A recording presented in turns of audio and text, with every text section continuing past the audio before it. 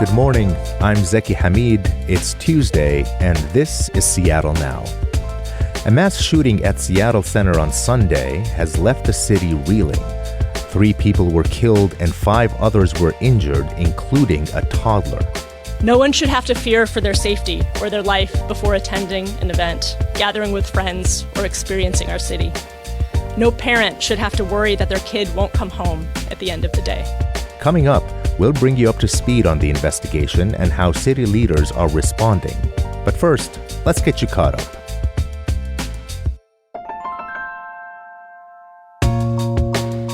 Today marks 1 week until the August 4th primary election in Washington, so get your ballot filled out. And the United States Postal Service is recommending you mail your ballot out by the end of the day today.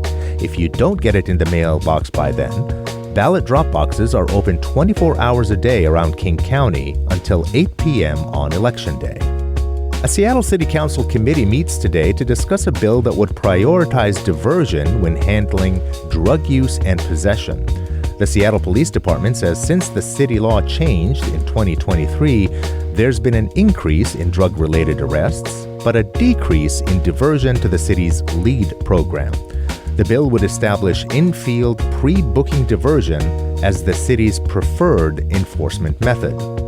And more Washington students applied for college financial aid this year than ever before. The Washington State Standard reports that more than 46,000 seniors have applied for state and federal aid, surpassing the state's goal. Governor Bob Ferguson has been pushing to boost the number of students completing the free application for federal student aid, known as FAFSA, or the state's equivalent. The state superintendent's office has been considering requiring students to fill out one of these applications as a graduation requirement. We'll be back with more headlines on tonight's episode of Seattle Now.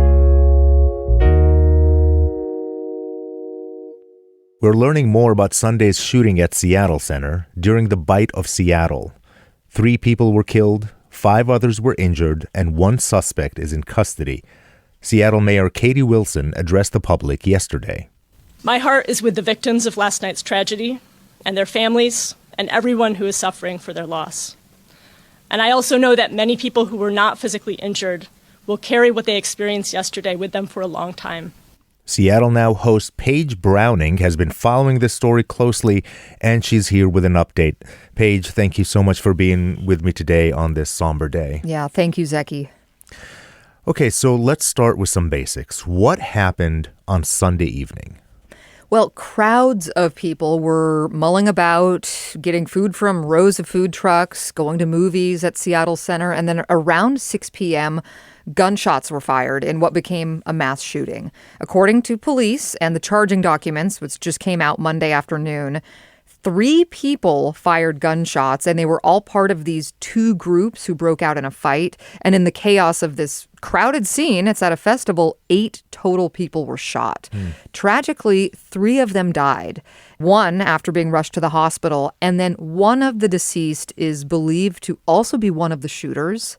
The 5 others who were injured received medical care of varying degrees, and they're in recovery. That's 1 more victim than we initially knew about. At some point Sunday night, a 27-year-old showed up to UW Medical Center in Montlake with injuries. So police will be questioning him for details on what happened, along with asking the other victims.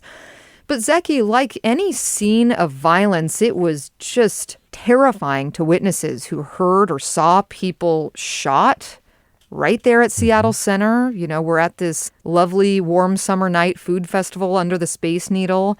And we talked to some people who were there at the scene. Eston Wakanobo says he was standing in line at a photo booth when he heard a burst of gunfire. The best way I can describe it is, you know, like World War Z, where everyone's coming. That's what I saw, a stampede. Everyone was running through the tents and everything. People were falling, stomping at each other. Yeah, Wakanobo, who's actually a photographer, says he headed to the scene where he then saw several victims. I ran over there as fast as I can. There's just bodies on the ground. One person was doing CPR. A female was shot. There was blood. They were taking her clothes off for a second. People were trying to help each other. There was a guy in the grass, and he looked like he was shot in the leg. So, as you heard, people were helping each other, but then there was also this rush to exit and that stampede-like moment. And we're hearing at least one person might have gotten caught up in that and injured by the crowd. Just so I can get this right, there are 3 people involved in the shooting. One is deceased, one is in custody, and one is at large. That's correct. Okay. As far as we know, that is what police are believing to be true. Okay. I'd like to ask about the victims. What do we know about them and what are their conditions? We know the 3 people killed were all adults. 56-year-old Ashley Whitehead, 44-year-old Carlos Israel Sanchez Villalba, and 19-year-old Junior C. Nico Simo, and the 19-year-old is believed to be one of the shooters, according to police. So the suspect that has been arrested, what do we know about them? This is basically a child, a teenager, specifically 15 years old. Here's what Seattle Police Chief Sean Barnes said at Monday's news conference. We will leave no stone unturned to bring all of those who may be involved to justice. So that's all of those, including this 15-year-old. And this is going to go through juvenile court, their case at least. And there are not charges against the teen yet. That's going to come later. But they were arrested for investigation on 3 counts of assault, first-degree assault, and 1 count unlawful gun possession. The booking does not include investigation of homicide or other charges. So their exact role in the shooting is not exactly clear, but we'll be following that. Okay.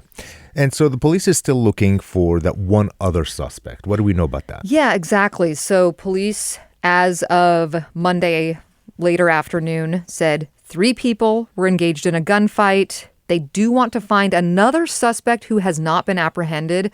Of the 3 suspected shooters, one's in custody. And I've said this, one may have been killed. Police Chief Sean Barnes is asking people in Seattle to be brave and come forward. Do we know if this shooting, Paige, was connected to gang violence? Well, that is a glaring question. I'll point it to Chief Sean Barnes. Here's what he has to say. I don't know if it's gang activity, but certainly group activity. We have to determine, obviously, with someone so young, we have to determine if this person is a part of a group or a part of a gang, what the ongoing conflict was. Okay, so we're hearing him sort of say, maybe it's an organized gang, maybe it's groups. I'm not a gang reporter, so I'm not exactly sure of the difference, but we're talking about, if it's a group, you're not part of a formal gang structure, but it could be something just shy of that, or just some people who had beef. But we are talking about groups of people who are in some way connected and got into a very public, violent fight in a family venue. Right. I want to say one number that I found interesting. Chief Barnes said about half of our shootings in Seattle are done by 0.01% of our population, indicating that a lot of our gun violence is actually from groups or gangs. Wow. That is a very glaring statistic. I've never really heard it pointed out like that. Right. So Mayor Katie Wilson and Police Chief Sean Barnes held a press conference yesterday. What else did they say? Something I will pivot to is something that they were asked about.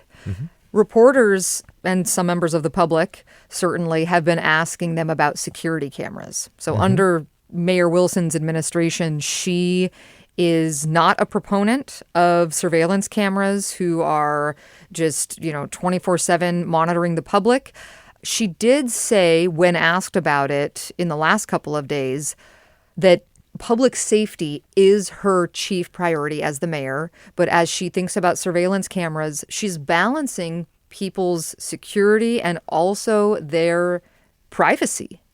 And so that's the way that she's thinking about it. She didn't say whether she would institute more. But as far as footage, there is lots of footage of what happened at Bite of Seattle because lots of people there on the scene, whipped their cameras out, right, exactly. Including one guy who was a vendor of a Hawaiian food truck and was live streaming. And you can't really see anything in the background of his, but you can hear the activity and see, the crowds terrified reaction. And Mayor Wilson also has said there might be footage from official surveillance cameras, because you have to think about at Seattle Center, there's all these different institutions. They might have their own cameras, like the Space Needles there, et cetera. Okay. So on Sunday night when this happened, there were some issues around communication and getting information out to the public quickly. I mean, we waited for a very long time to get some updates. What can you tell us about that? Yeah, there's some frustration around this from the media for sure, and from the general public. Just it took forever to get information in the first hours, it felt like. And then yesterday, Monday, information changed throughout the day. So the timeline is the shooting happened around 6 p.m. Chief Sean Barnes gets the call about it at 6:30. He was actually out of town for a law enforcement conference. 9:45 p.m., that's when a news conference was supposed to start. But then time goes by, way past that, and reporters start asking, hey, what's the delay? You know, there's dozens of us down here, obviously police down here. Are we waiting for dignitaries to arrive so that they can show their face at this news conference? Like the governor, for example? Like maybe the governor, for example. My colleague heard some confirmation from police that they might be waiting for people. But then finally, 10:50 p.m. Sunday night, they come to a podium to address the public for the first time nearly 5 hours after the shooting. People didn't know if there was a shooter on the loose. And reporters have asked, were you waiting for Governor Bob Ferguson and Congresswoman Pramila Jayapal to be able to arrive and show their face? They did attend, made very brief remarks. But yesterday, Mayor Katie Wilson dismissed that idea. What we had was a scene of an active investigation where SPD was searching the grounds for a possible second suspect. And there are times when elected officials' presence is not helpful. And that was one of those times. We don't want our law enforcement distracted, taking care of elected officials when they have work to do. So that's her explanation. And then police said that they were following tips a suspect might be on site up until like 15 minutes before the presser. But can I add one more thing? Yeah, please. I know I'm going on about this, but something even bigger, I think, is why did city officials hold a news conference Monday saying there were 2 shooters when there were 3? And the presumption is that they knew that. I don't know why they did this, but the prosecutor's office knew there were 3 shooters because it filed court documents not 2 hours after the news conference and feasibly SPD already knew about that. But Sean Barnes was sticking with this old 2 suspects storyline until it came out in the court documents. So I have not heard a reason for why that was the case.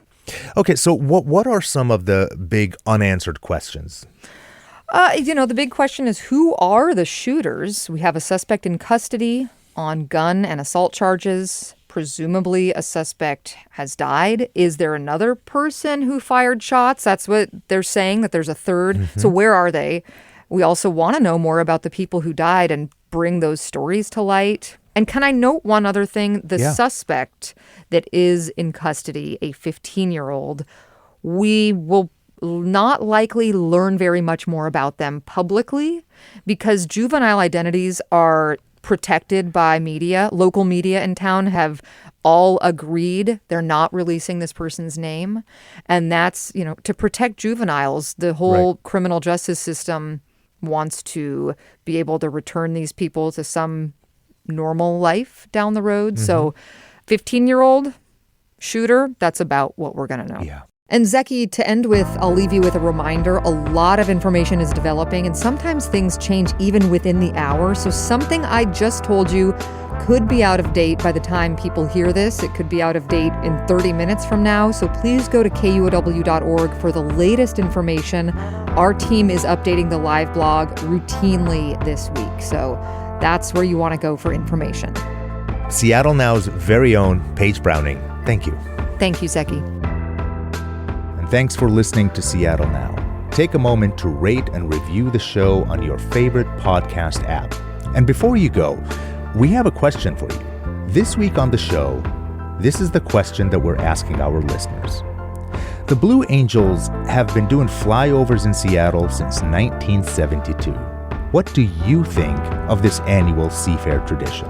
Share your answers in the KUOW app. Open the menu and select talk to us. You can learn more at kuow.org/question. Today's episode was produced by Andy Hurst. It was edited by Caroline Chamberlain Gomez. Our production team also includes Vaughn Jones, Brooklyn Jamerson Flowers, Paige Browning, and Patricia Murphy. Greg Kramer does our theme music. Seattle Now and KUOW Public Radio are members of the NPR network. I'm Zeki Hamid. Be kind to each other, and we'll talk to you tonight for Evening Headlines.